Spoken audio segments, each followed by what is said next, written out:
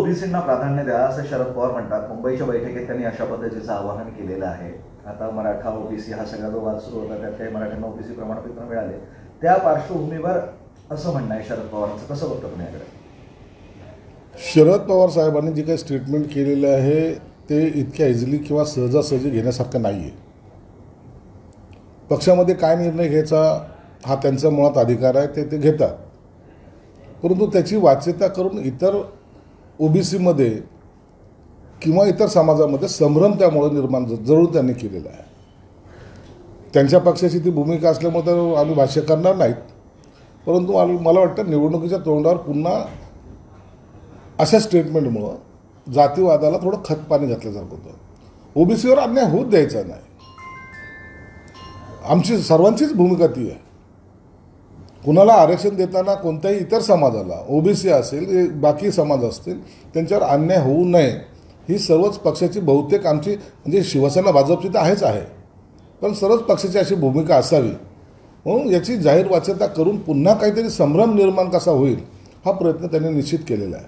शरद पवारांबाबत वारंवार म्हटलं जातं की ते निवडणुका आल्या की संभ्रमावस्था. संभ्रमच आहे हा. काय होतं माहिती का, त्यांना करायचं दुसरं काही असतं, सांगतात दुसरं काही आहे. आणि मग हा मॅसेज जो जातो ना, या मॅसेजमध्ये आता कोणाला तिकीट देणार, मग यांचं काय होणार, मग त्याचं काय होणार, हे जे काही चर्चा सुरू होतात ना, हे अशा स्टेटमेंटमुळे होतात.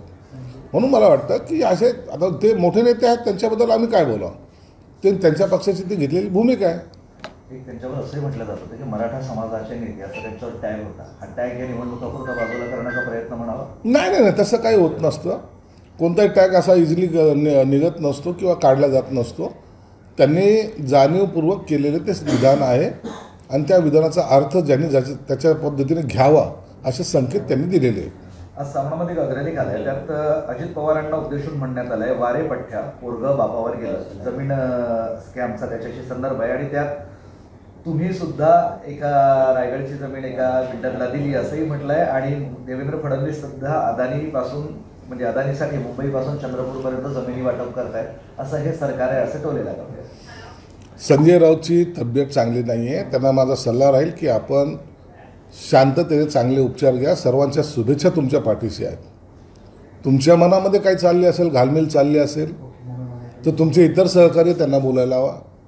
ताण घेऊ नका आणि उगाच बेछूट आरोप करून पुन्हा आजारपणात सुद्धा मी शांत बसत नाही असं काही जो दाखवण्याचा प्रकार आहे हा करू नका. राजकारण हा इतकाही माणसाला किडा नसावा की माणूस आजारी आहे त्यामध्ये असं आपण वक्तव्य करावं. मला वाटतं आम्ही त्याच्यावर आता भाष्य करणार नाही. त्यांना आम्ही फक्त पुन्हा एकदा शुभेच्छा देऊ की तब्येतीची काळजी घ्या. याच्या चौकशा वगैरे चालू आहेत आणि त्या होत राहतील.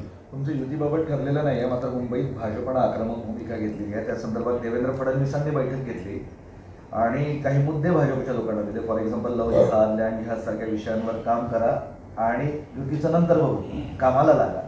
काय युतीचं चित्र दिलं? नाही, भाजप काय, शिवसेना काय, राष्ट्रवादी काय, हे सर्वच पक्ष, आता आम्ही सुद्धा आमच्या कार्यकर्त्याला तो संदेश दिला की तुम्ही निवडणुकीच्या तयारीला लागा, सर्व जागावर तयारीला लागा. त्याचं कारण असं आहे की युती करताना कोणत्या जागा नेमक्या सोडायच्यात, कोणत्या ठेवायच्यात याचा काही निर्णय आतापर्यंत झालेला नाही. मग एखाद्या जागेवर आपली तयारी नसेल तर ती जागा मग नाहक आपल्या हातातून गमवावी लागेल. आमचं आजही मत आहे महायुतीबरोबर लढायचं, महायुतीबरोबरच ही सत्ता आणायची आणि जनतेचा सुद्धा कौल त्याच बाजूने आहे. म्हणून शक्यतो आमचा प्रयत्न हे महायुतीबरोबरच असणार आहे. पण एक तुम्ही स्वतः बोलताना बोलले होते की नगर परिषदांसाठी युतीची गरज नाही किंवा युती होणं शक्य दिसत नाही असं तुमचं एक वक्तव्य होतं, म्हणून विचारलं. नाही, अनेक नगरपालिकेमध्ये जे आहे ते नगराध्यक्षाच्या निवडणुकीमध्ये प्रत्येकाने आपापली ताकद आजमावण्याचा प्रयत्न केलेला आहे. स्थानिक लेवलवर काही आमदार आहेत, काही पदाधिकारी आहेत, त्यांचं म्हणणं आहे की साहेब हे आमच्या निवडणुका आम्हाला आमच्या पद्धतीने लढू द्या. आणि हे भाजपचंही तसंच धोरण आहे. लोकल नेत्यांचं मत विचारात घेऊनच युती करायची की नाही करायची हे ठरवणार आहोत असं भाजपच्या नेत्यांनी सुद्धा स्पष्ट केलं आहे आणि तीच भूमिका आम्ही सुद्धा स्पष्ट केली. म्हणून आता तो निर्णय जिल्हा पातळीवरच्या किंवा तालुका पातळीवरच्या असलेल्या पदाधिकाऱ्यावर सोडलेला आहे. परंतु अंतिम निर्णय हे पक्षाचे नेते घेतील. वडट्टीवारांनी तिकडे घोषणा केली की आम्ही ही निवडणूक सोबळावर लढतोय महानगरपालिका मुंबई. वडट्टीवाराने घोषणा केलेली आहे, भाई जगतापने घोषणा केलेली आहे. पुन्हा नाशिकमध्ये तुम्ही आता पाहाल तिथं त्यांची युतीची घोषणा होते. यांचं तळ्यात मळ्यात हे सर्व चालू आहे. सोयीस्कर युती हा त्यांचासुद्धा निर्णय आहे. म्हणून या निवडणुकीमध्ये, स्थानिक स्वराज्य संस्थेच्या निवडणुकीमध्ये अनेक पक्षामध्ये, मी हे म्हणत नाही की याच पक्षात आणि त्या पक्षात, अनेक पक्षामध्ये असे प्रकार घडतील आणि मला वाटतं हे लोकशाहीचं जे अपेक्षित आहे त्याच पद्धतीने ह्या निवडणुका होतील. मोहन भागवत आहे ते असं म्हटलं की मुस्लिम आणि ख्रिश्चन संघात सामील होऊ शकतात, म्हणजे RSSमध्ये. मात्र त्यांनी त्यांचे वेगळे पण दूर ठेवले पाहिजे. भारत मातेचे पुत्र आणि हिंदू समाजाचे सदस्य म्हणून ते शाखेत येऊ शकतात. मोहन भागवतांनी जे काही स्टेटमेंट केलेलं आहे त्यात काही गैर काही नाही आहे. संघाच्या शाखेमध्ये कोणीही जाऊ शकतं. हा जर त्यांचा चांगला विचार आहे आणि त्याचं खरं तर स्वागत केलं पाहिजे. तुमचे वैयक्तिक विचार किंवा वैयक्तिक जे काही एकमेकाबद्दलची कटुता आहे ती त्यामुळे थोडी कमी होण्याचे संकेत निश्चित होतात. आणि म्हणून असा विचार पुढे येणे, मला वाटतं एक पॉझिटिव्ह लाईन संघाने घेतली, त्याचं स्वागत केलं पाहिजे. मनसेचे नेते राज ठाकरे त्यांच्या सुरक्षेत अचानक वाढ करण्यात आलेली आहे, परंतु कारण अजून स्पष्ट नाही. एखाद्या नेत्याला सुरक्षा देताना असलेली कमिटी जी DGच्या अंतर्गत असते, ती कमिटी हे ठरवत असते की कुणाला सुरक्षेमध्ये वाढ करायचं आणि त्यासाठी असलेले इतर रिपोर्ट्स हे त्याला पाहूनच सुरक्षा वाढवली जाते. कुणालाही जाणीवपूर्वक सुरक्षा देणे किंवा काढणे हा प्रकार होत नाही. तर त्या कमिटीने जो गुप्तचर वार्ता किंवा इतर माध्यमातून जे काही रिपोर्ट येतात त्यावर ती सुरक्षा पुरवली जाते. म्हणून राजसाहेबांच्या कदाचित काही शक्यता नाकारता येत नाही. या दृष्टिकोनातून त्याची सुरक्षा वाढवली असावी. बरं, दुसरीकडे बच्चू कडू यांनी असं वक्तव्य केलं की व्यक्तींची गाडी फोडणाऱ्याला ₹1,00,000 बक्षीस, चॅलेंज दिलं, ऑफर दिली आहे. बच्चू कडू हे लोकप्रतिनिधी राहिलेले नेते आहेत. त्यांनी असं वक्तव्य करणं म्हणजे हे एखाद्या इतर नेत्यांनी वक्तव्य केलं ज्याने ही विधानसभा पाहिली नाही किंवा त्याच्यात वावरलेली नाही, त्यांच्याकडून हे असं अपेक्षित नाही. आणि त्याच्याबद्दलचं स्पष्टीकरण स्वतः विखे पाटलांनी दिलेलं आहे. मला वाटतं असे वक्तव्य जर केले तर आपले जे काही पाठीराखे असतात किंवा आपले फॉलोअर असतात त्यांच्याकडे चुकीचा संदेश जाऊ शकतो. म्हणून अशा वक्तव्यापासून थोडं थांबलं पाहिजे.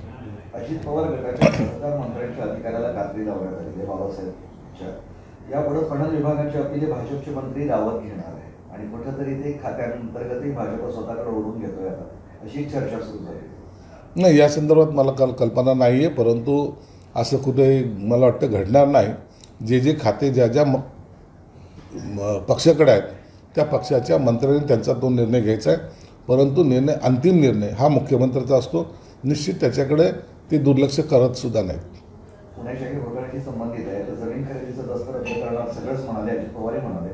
पण आता दस्त रद्द करणारा ते तेजवानी आणि पाटील लागतात आणि तेजवानी झालेले आहे पसार आरोप झाल्यानंतर.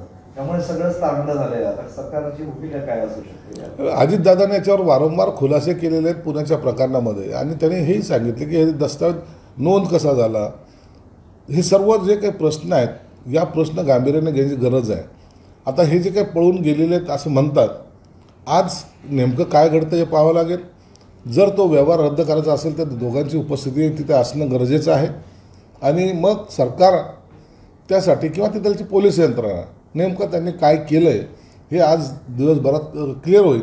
जर ते पळून गेले असतील तर निश्चितच त्यांच्यावर जी काही कारवाई करायची ते सरकार निश्चित करेल. मोहन भागवत यांचं आता कोणी ऐकत नाही. नरेंद्र मोदी यांना निवृत्ती घ्या म्हटले तेव्हा त्यांचं ऐकलं नाही. देवेंद्र यांना अजित पवार यांना दूर ठेवायला सांगितले, त्यांनी ऐकले नाही. त्यांचं कुणीच ऐकत नाही म्हणून ते वैफल्यग्रस्त झाले आहेत आणि त्यांनी RSS हे संघ बरखास्त करावा असं प्रदेशाध्यक्ष काँग्रेसचे म्हटले. सपकाळांची बालबुद्धी आहे. सपकाळाला असे वक्तव्य करून मोहन भागवत सारख्या नेत्यांवर टीका करणं योग्य नाही. मोहन भागवत काय करू शकतात हे त्यांना आणि त्यांच्या पक्षाच्या नेत्यांनासुद्धा माहिती. म्हणून देशाच्या राजकारणामध्ये मोहन भागवतांचं स्थान काय हे यांच्याकडून विचारून ठरवणं नाही, तर त्यांचं ते आढळ स्थान आहे आणि त्यांनी काय जे काही निर्णय घेतात ते ठामपणे घेतात. म्हणून याच्यावर चर्चा करणं उचित नाही. अब्दुल सत्तार मंत्री असताना त्यांनी स्वतःच्याच संस्थेला 2 ॲम्ब्युलन्स गिफ्ट केल्या, स्वतःच्या निधीतून स्वतःच्या संस्थेला. त्याबाबत कोर्टामध्ये हे होतं. आता कोर्टाने या सगळ्या प्रकरणाचा पोलिसांनी रिपोर्ट सादर करावा असे आदेश दिले. त्यांच्या अडचणीत वाढ झाली. अब्दुल सत्तारांनी जर त्यांच्या संस्थेला काही ॲम्ब्युलन्स दिल्या याबद्दलची मला माहीत नाही, परंतु कोर्टाचा आदेश नेमकं काय आहे हे निश्चित पाहिल्यानंतर त्याच्यावर वक्तव्य करणे योग्य होईल. मातोश्रीवर ड्रोन फिरत आहेत. मात्र ड्रोन नाही हो, त्या भागाचा सर्वे करतायत, MSRTCचे सर्वे करतायत, पोलीस परवानगी आहे. असं ड्रोन फिरून कुणाची हेरीगिरी करता येत नाही किंवा कुणावर असा नजर ठेवणे, करडी नजर ठेवणे असं करायची काही आवश्यकता नाही. नसता पोलीस स्वतःहून ठेवू शकतात. म्हणून ह्या ड्रोन फिरणाऱ्या ज्या काही वावड्या उठलेल्या आहेत त्यावर आता त्यांनी स्वतः स्पष्टीकरण दिल्यामुळं आता त्याच्यावर पडदा पडला. विरोधकांची नाशिकमध्ये प्रेस झाली आणि ती एकत्र लढण्याचा निर्णय झाला. विरोधक आणखीन एकमेकाला विरोध करतायत. हे विरोधक आहेत, एकत्रित आहेत की नाही याच्यावर शंका उपस्थित होते. मुंबईबद्दल वेगळं वक्तव्य होतं आहे, नागपूरबद्दल वेगळं वक्तव्य होतं आहे, आता नाशिकमध्ये वक्तव्य वेगळं होतं आहे. यांच्या अखेरच्या क्षणापर्यंत युती होईल की नाही यावर संभ्रम आहे आणि तो त्यांनी कायम ठेवलेला आहे.